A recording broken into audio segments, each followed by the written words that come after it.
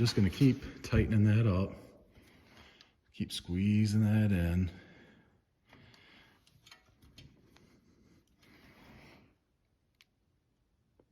Keep working it in.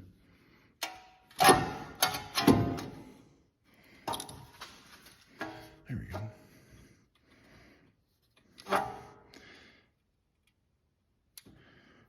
It's a lot faster, I think, than using like a C-clamp.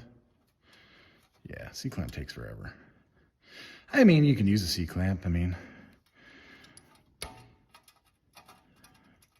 I got no problem with it, but this is, you know, been a lot better for me. I just keep working it and tighten it up. You don't want to like bottom it out real hard. Just be cognizant, like, as you're getting closer. There you go.